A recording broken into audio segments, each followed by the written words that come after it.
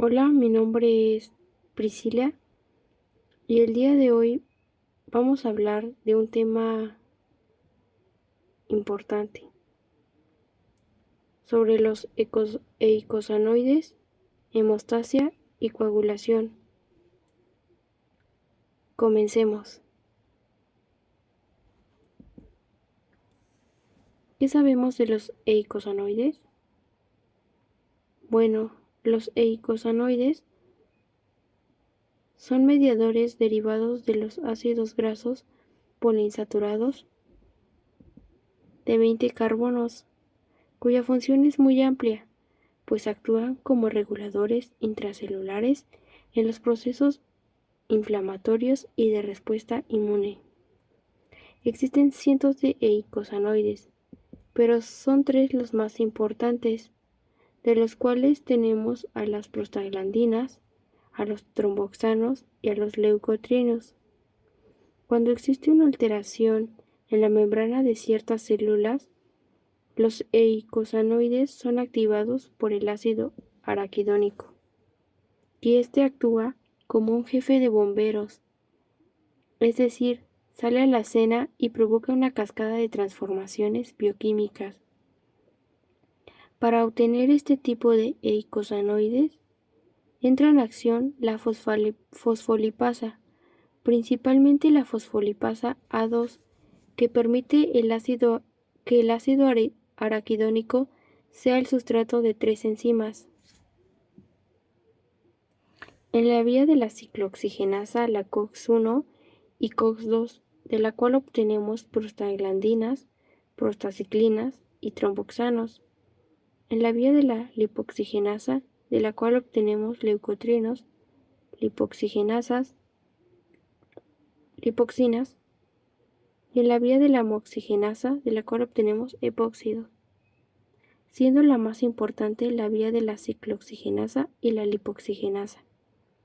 En cuanto a la ciclooxigenasa, la COX-1 es mediador de procesos gástricos, de la protección gástrica, la contracción uterina, la agregación plaquetaria, así como la vasodilatación y la regulación del flujo renal. La COX-2 es mediador de procesos inflamatorios como quimiostasis y vasodilatación. El producto de ambas enzimas son la prostaglandina E2, D2 y F2, la prostaciclina y la tromboxina A2, siendo la tromboxina A2 el protagonista de la agregación plaquetaria en los procesos de coagulación. Las prostaglandinas E2 y D2 tienen una función parecida. Ambas son vasodilatadoras.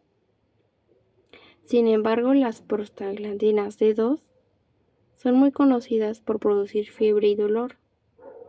La prostaglandina E2 induce a labor de parto y promueve la contracción del músculo uterino. La prostaciclina es un potente vasodilatador y antiagregante plaquetario. El tromboxano, por su parte, es un potente vasodilatador y es mediador encontrado en las plaquetas. En la vía de la lipoxigenasa, el producto de su reacción van a ser los leucotrienos del tipo A4, C4, D4 y E4. Los leucotrienos son potentes vasoconstrictores que promueven la formación del edema. En cuanto a su metabolismo, los eicosanoides tiene lugar en el mismo lugar de su síntesis, debido a que sus compuestos son degradados casi inmediatamente. La hemostasia es un proceso de defensa del organismo que se activa tras haber sufrido un traumatismo o lesión y previene la pérdida de sangre del interior de los vasos sanguíneos. La hemostasia se divide en 3 fases. En la fase primaria, que es encargada de la primera reacción en el momento de la hemorragia, mediante la constricción y activación plaquetaria. Esta fase tiene una duración muy corta, entre 3 y 5 minutos. Cuando se produce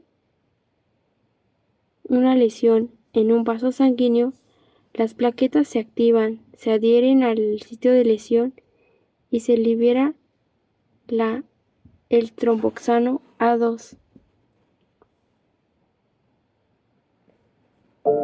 que a su vez estimula a más plaquetas para que se agreguen y formen un coágulo. Este coágulo sirve para sellar la lesión y prevenir la pérdida de sangre. Además de su papel en la coagulación, el tromboxano A2 es un vasoconstrictor potente, es decir, tiene la capacidad de contraer las paredes de los vasos sanguíneos, lo que disminuye su diámetro y limita el flujo de la sangre.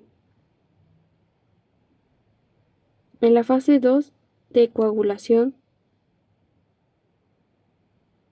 se estabiliza el coágulo para el taponeo o detención de la hemorragia. Esta fase tiene una duración de 5 a 10 minutos.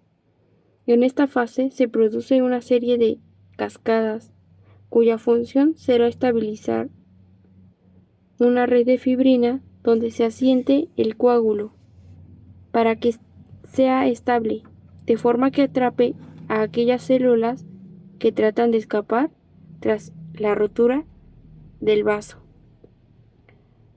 Para que esta coagulación se produzca, es necesario que el fibrinógeno, que es una proteína soluble, se transforme en fibrina, proteína insoluble.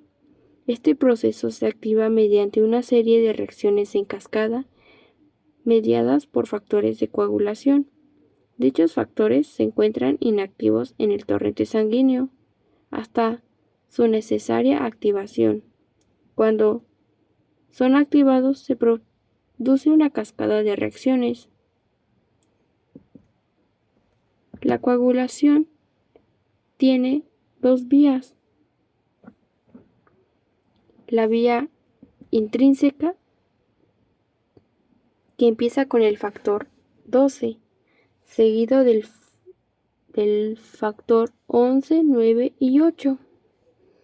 La extrínseca empieza con el factor tisular 3, seguido del 7, llegando ambos casos al factor 10, que inician la vía común.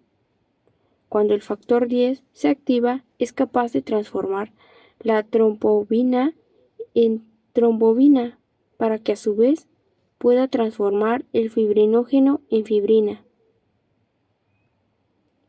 a la que también podemos llamar inestable. Esta fibrina inestable aún no es capaz de atar de la mejor manera el coágulo. Por ello, lo que haremos es transformar la fibrina estable o insoluble en polímeros de fibrina, y esto lo podemos sintetizar gracias al factor 13, que nos ayuda a atar de mejor manera al coágulo. Este coágulo tendrá una función de cerrar la herida abierta del vaso para frenar la hemorragia y facilitar la cicatrización de la herida. La última fase de la es la fibrinosis, fase en la que se provoca la destrucción del coágulo por hidrólisis. Esta fase se produce cuando el vaso sanguíneo se ha reconstruido y se produce la destrucción del coágulo.